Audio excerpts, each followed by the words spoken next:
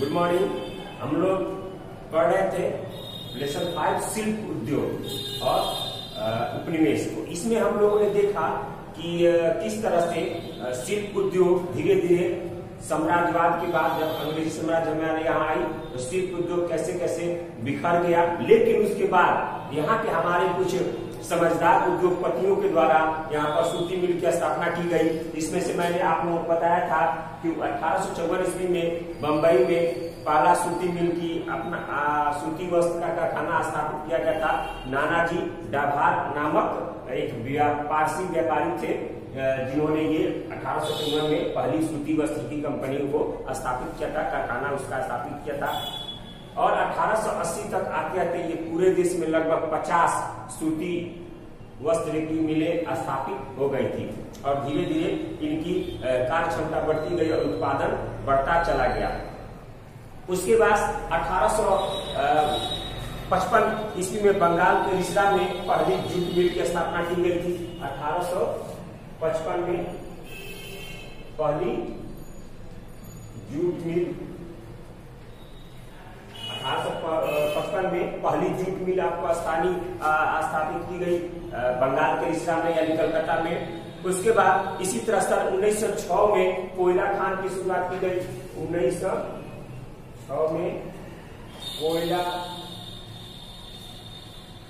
खान यानी खान में से जमीन के अंदर से कोयला निकालने का काम शुरू हुआ 1906 ईस्वी में। और उससे उद्योगों की शुरुआत हुई और जब कोयला निकलने लगा तो कोयला से शक्ति उत्पादन होने लगा, शक्ति संसाधन मिलने लगा। और जब शक्ति संसाधन मिलने लगा तो उद्योगों में काफी तेज गति आई, उद्योगों में तीव्र गति आई और उद्योग का विकास बढ़ते चला गया। 20वीं शताब्दी में स्थापित महत्वपूर्ण जो उद्योग था वो था लौह उद्योग।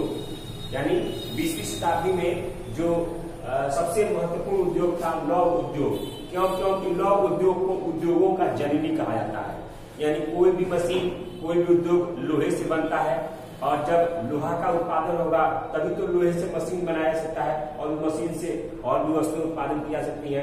तो हमारे यहाँ लोहा का उत्पादन शुरू हुआ 20वीं शताब्दी में। और 1907 में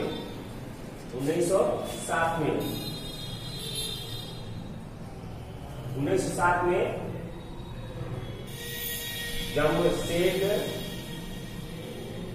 जी टाटा यानी जी को हम टाटा के नाम से जानते हैं, जगह का नाम भी है टाटा। और तो इन्होंने 1907 ईस्वी में उसमें झारखंड के आपको साक्षी नामक स्थान पर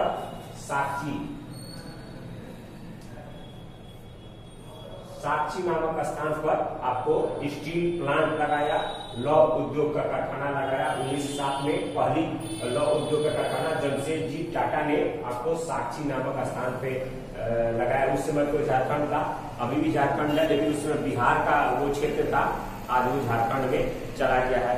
उसी के नाम पर हम लोग टाटा जानते हैं और उन्हीं के नाम पर आज वो जगह इन्हीं के नाम पर जमशेदपुर के नाम से जाना जाता है, जहाँ पर ये आपको लौह उद्योग हुआ है। और उस उद्योग की स्थापना से उद्योगों में काफी तेज गति आई, काफी गति होने लगी।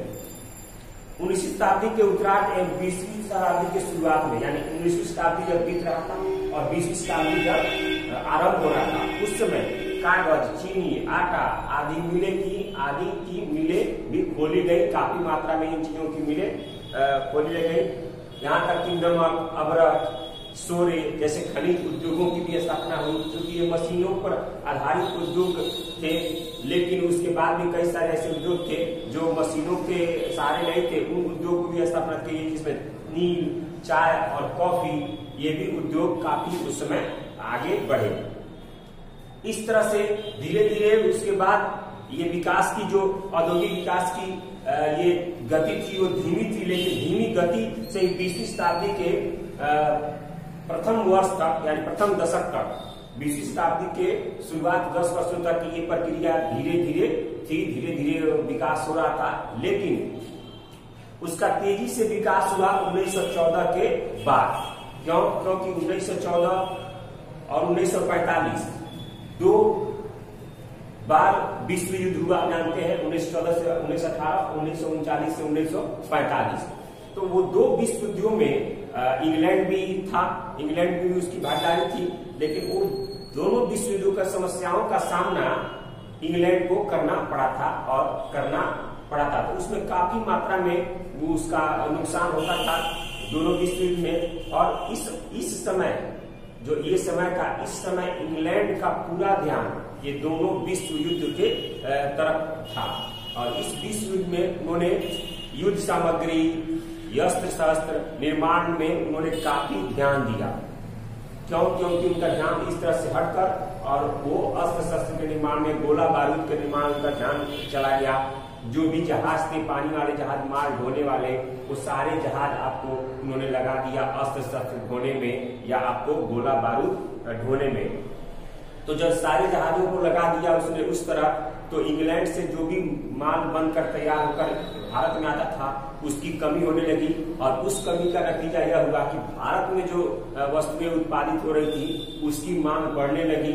और पूरे विश्व में चूंकि युद्ध था तो यहाँ की उत्पादन की हुई वस्त्र जो है, खासकर वस्त्र, वो पूरे विश्व में उसकी मांग बढ़ गई। और लगभग 5 गुना तक भारतीय वस्त्रों की कीमतों में 5 गुना तक बढ़ोतरी हो गई, यानी 5 गुना कीमतों में बढ़ोतरी हो गई। और इसका निर्माण यह हुआ कि इस बीच उद्योगों को काफी बढ़ावा मिला और ये कपड़ा, खासकर कपड़ा उद्योग को काफी विकास मिला और कपड़ा उद्योग उस समय काफी विकसित हुआ। और इस तरह भारतीय औद्योगिक विकास का एक नया दौर शुरू हुआ और परिणाम स्वरूप भारत में 2 समाज का गठन हुआ, 2 नए वर्ग का गठन हुआ। एक हो गया औद्योगिक पूंजीपति वर्ग और एक मजदूर वर्ग। एक पूंजीपति वर्ग और एक था पूंजीपति वर्ग और दूसरा था मजदूर वर्ग। तो ये पहला था पूंजीपति वर्ग। क्योंकि पूंजीपति वर्ग वो कहते थे जो उद्योगों में अपना पैसा लगाते थे, धन लगाते थे, तो वो पूंजीपति वर्ग का निर्माण हुआ। और मजदूर वर्ग वो जो या तो बुनकर थे या पुराने शिल्प उद्योग के लोग जो जानकार थे, वो लोग मजदूर वर्ग उसी कंपनी में काम करने लगे। उसके बावजूद भी बहुत सारी ऐसी टेक्नोलॉजी आने लगी जिसको जानकार चाहिए, तो उसको वो लोग पढ़कर उसमें नौकरी करने लगे। तो ये सिलसिला शुरू हुआ। इसमें बहुत सारे आए, आपको इंजीनियर्स, डॉक्टर्स या और भी बहुत सारे मशीनों को चलाने वाले लोग थे, मैकेनिक थे, उन सब का आपको उदय हुआ। तो वो मजदूर वर्ग और पूंजीपति वर्ग 2 भागों में आपको बटा पूरा उद्योग का जो विकास था। तो ये था आज के लिए वीडियो ही। अगले वीडियो में हम लोग देखेंगे कि मजदूरों का, शिल्प और उद्योग के मजदूरों का जीवन कैसा था और उनका जीवन कैसे बदला उद्योगों के विकास के कारण। अगले वीडियो में इन सारी बातों को जानेंगे। आज के लिए इतना ही, धन्यवाद।